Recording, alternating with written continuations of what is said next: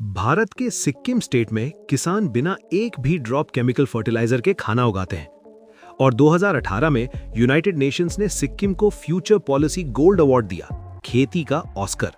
एक तरफ ये हो रहा है और दूसरी तरफ बाकी पूरा इंडिया अपना ऑर्गेनिक कचरा लैंडफिल में फेंक रहा है, फिर उसी जमीन के लिए इंपोर्टेड केमिकल फर्टिलाइजर खरीद रहा है, अपनी मिट्टी को बर्बाद कर रहा है और फिर वंडर कर रहा है कि पेट क्यों खराब रहता है।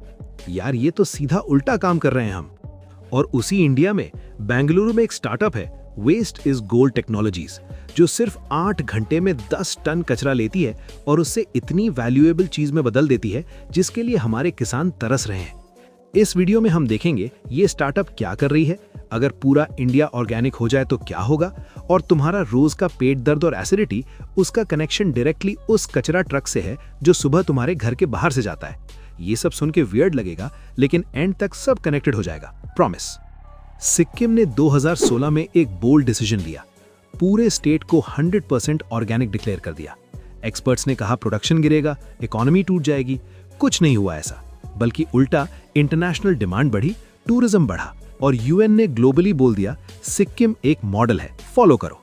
बस इतना काफी है सिक्किम के बारे में, क्योंकि असली स्टोरी अब शुरू होती है। बाकी इंडिया में क्या हो रहा है? इंडियन फार्मर्स केमिकल फर्टिलाइजर के इतने एडिक्टेड हो गए हैं, बिल्कुल जैसे स्मार्टफोन एडिक्शन। छोड़ना चाहते हैं, छोड़ नहीं पाते, क्योंकि एक बार केमिकल डाला तो जमीन खुद मांगने लगती है और ज्यादा और ज्यादा और ज्यादा। इंडिया की 52% एग्रीकल्चरल लैंड मॉडरेटली या सिवियरली डिग्रेडेड हो चुकी है, सिर्फ केमिकल फार्मिंग की वजह से। जमीन लिटरली मर रही है स्लो मोशन में, और हम देख रहे हैं। अब एक नंबर सुनना ध्यान से। CDFA रिसर्च फाउंडेशन के मुताबिक इंडिया में हर साल 78 मिलियन टन खाना वेस्ट में जाता है, और उसी वक्त 20 करोड़ से ज्यादा इंडियंस रात को भूखे सो रहे हैं। ये नंबर इतना absurd है कि प्रोसेस करना मुश्किल लगता है। इंडिया की टोटल सॉलिड वेस्ट में से रफली 50% ऑर्गेनिक होती है। Vegetable peels, fruit waste, cooked food, चाय की पत्ती। सिर्फ सिटीज में रोज 70 से 75 हजार टन ऑर्गेनिक कचरा जनरेट होता है, और ये सब लैंडफिल में सड़ता है, मीथेन बनाता है, जो CO2 से 25 गुना ज्यादा हार्मफुल ग्रीन हाउस गैस है। अब सुनो ये वाला ट्विस्ट, हमारे किसान उसी चीज के लिए पैसा दे रहे हैं, फर्टिलाइजर के रूप में, जो हम लिटरली कचरे में फेंक रहे हैं। ये एक ऐसी आयरनी है जो हंसाती भी है और रुलाती भी है, और ये डायरेक्टली कनेक्टेड है तुम्हारी उस एसिडिटी से जो तुम्हें लगता है बस स्ट्रेस की वजह से है। उस बारे में थोड़ी देर में बात करेंगे, पहले इस आदमी से मिलते हैं। बेंगलुरु 2014। संदीप तिवारी एक डेंजरस सवाल पूछ रहा है, क्या होगा अगर हमारा कचरा कचरा ना रहे? डेंजरस इसलिए क्योंकि जब आप ऐसा सवाल पूछते हो, लोग सीरियसली नहीं लेते। संदीप के साथ भी यही हुआ, लेकिन उसने परवाह नहीं की। एक्सपेरिमेंट्स किए, फेल हुआ, फिर ट्राई किया। 2015 में पहला ब्रेक थ्रू, एक मशीन जो ऑर्गेनिक वेस्ट को 15 दिन में कंपोस्ट बनाती थी। कंपेटिटर्स 30 से 45 दिन ले रहे थे, पहले ही प्रोटोटाइप में डबल फास्ट। लेकिन संदीप के लिए ये काफी नहीं था। 10 प्रोटोटाइप्स बने और जनवरी 2018 में लॉन्च हुआ उनका हीरो प्रोडक्ट गोल्ड कंपोस्टर। अब जेन्युइनली रुको एक सेकंड, क्योंकि ये मशीन जो करती है वो सुन के ब्रेन ग्लिच करता है। 10 टन ऑर्गेनिक कचरा सिर्फ 8 घंटे में, न्यूट्रिएंट रिच कंपोस्ट, बिना मीथेन के, बिना बदबू के, सेम डे। सुबह होटल का कचरा मशीन में गया, शाम का कंपोस्ट रेडी, सीधा खेत में जाने के लिए। कैसे? मशीन एरोबिक डीकंपोजिशन यूज करती है। Specially develop bacteria organic matter को तोड़ते हैं एक कंट्रोल्ड बायोरिएक्टर में। सही टेम्परेचर, सही मॉइस्चर, सही एयर फ्लो। जो प्रोसेस प्रकृति में महीनों में होती, यहां 8 घंटे में। Simple analogy, pressure cooker.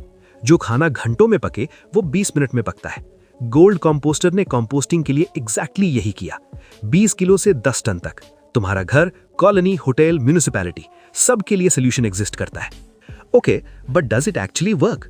Bengaluru के प्रेस्टीज रॉयल कॉलोनी में रोज 800 किलो कचरा गोल्ड कंपोस्टर में प्रोसेस होता है। पहले वाली मशीन से इतनी बदबू थी कि लोग परेशान हो जाते थे। अब कोई स्मेल नहीं, कोई कंप्लेन नहीं।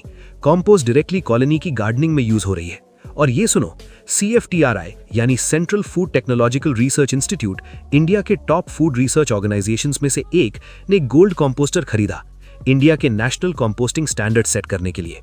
जब इंडिया का टॉप गवर्नमेंट रिसर्च इंस्टीट्यूट तुम्हारी मशीन खरीदे, कुछ तो दम है। आज 150 लोकेशंस पे मशीन्स हैं, हर महीने 2500 टन कचरा प्रोसेस, 1200 टन कंपोस्ट, एक बूटस्ट्रैप्ड स्टार्टअप, बिना किसी शार्क टैंक मोमेंट के। अब वो थॉट एक्सपेरिमेंट करें।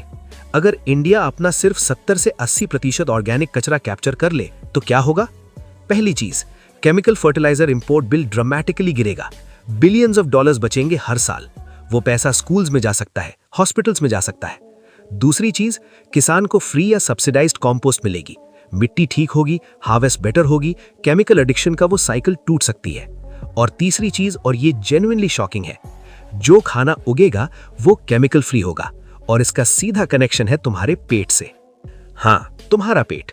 इंडिया में गट हेल्थ एक साइलेंट एपिडेमिक है। इंडियन जर्नल ऑफ गैस्ट्रोएंटेरोलॉजी के मुताबिक 30 to 40% urban population digestive issues से सफर करती है। Acidity, bloating, IBS, constipation. हम इसको इतना नॉर्मलाइज कर चुके हैं कि पेट खराब है ये स्टैंडर्ड इंडियन रिस्पॉन्स बन गया है। लेकिन ये नॉर्मल नहीं है यार। यूनिवर्सिटी ऑफ टेक्सास की 2004 की स्टडी 1950 में एक एप्पल में जितना आयन था, अब उसी एप्पल में 96% कम आयन है। वही एप्पल, काफी कम न्यूट्रिशन। क्यों? केमिकल फार्मिंग ने मिट्टी से न्यूट्रिएंट्स छीन लिए। जो मिट्टी में नहीं वो खाने में भी नहीं आएगा। मतलब हम ज्यादा खा रहे हैं, कम न्यूट्रिएंट्स ले रहे हैं। पेट भर रहा है, बॉडी नहीं। और इसका असर गट पे, इम्यूनिटी पे, एनर्जी पे और मेंटल हेल्थ पे भी होता है, क्योंकि गट और ब्रेन डायरेक्टली कनेक्टेड है। नेचर जर्नल की 2023 स्टडीज यही कहती हैं। अगर पूरा इंडिया ऑर्गेनिक हो जाए, केमिकल फ्री खाना, न्यूट्रिएंट डेंस वेजिटेबल्स, तो वो 30 to 40% अर्बन पॉपुलेशन जो रोज एसिडिटी की गोली खाती है, उसका क्या होगा? काफी हद तक ठीक हो सकता है, सिर्फ इस एक चेन रिएक्शन से। Healthier soil, healthier food, healthier gut, healthier India. तो फिर हो क्यों नहीं रहा? Solid waste management policy 2016 exist करती है। लॉ कहता है बल्क वेस्ट जनरेटर्स अपना कचरा खुद प्रोसेस करें। ब्लैक एंड व्हाइट में लिखा हुआ है। और गवर्नमेंट की ही रिपोर्ट कहती है 62 मिलियन टन वेस्ट में से सिर्फ 22 to 28% प्रोसेस होती है, बाकी लैंडफिल्स में। लॉ है, विल नहीं है। और एक वार्निंग भी है श्रीलंका से। 2021 में वहां केमिकल फर्टिलाइजर्स ओवरनाइट बैन हो गए। Result, food shortage, economy crash, president को देश छोड़ना पड़ा। तो रास्ता ओवरनाइट बैन का नहीं है, रास्ता सिक्किम जैसा है, स्लो, प्लान्ड, कमिटेड। एक स्टेट, फिर दूसरी, फिर पूरा इंडिया। और इस रास्ते का पहला स्टेप, अपनी किचन वेस्ट लैंडफिल में मत फेंको। और उनका अगला ड्रीम, एक पोर्टेबल कंपोस्टर जो एक घर के लिए भी काम करे। सुबह किचन वेस्ट डालो, शाम तक कंपोस्ट रेडी। बालकनी में डालो, 1 महीने में केमिकल फ्री टमाटर घर पे। ये 2050 का फ्यूचर नहीं है, ये 2024 की टेक्नोलॉजी है। बस स्केल चाहिए, विल चाहिए, अवेयरनेस चाहिए। कल सुबह जब किचन वेस्ट फेंकते हो, 1 सेकंड रुको। ये सिर्फ कचरा नहीं है, ये वो फर्टिलाइजर है जिसके लिए कोई किसान पैसा दे रहा है। ये वो न्यूट्रिशन है जो तुम्हारी मिट्टी को चाहिए। ये वो पहला डोमिनो पीस है जो एक हेल्दियर इंडिया की चेन रिएक्शन शुरू कर सकता है। एक बेंगलुरु स्टार्टअप ने प्रूव कर दिया कचरा सोना बन सकता है, लिटरली। सवाल ये है, हम कब सीरियसली लेंगे इसको? अगर ऐसी रियल फैक्ट बेस्ड स्टोरीज पसंद है, चैनल सब्सक्राइब जरूर करें। और ये वीडियो उस दोस्त को भेजो जो कहता है इंडिया में कुछ नहीं होता। दिखाओ उन्हें होता है, बस देखना चाहिए। Thank you.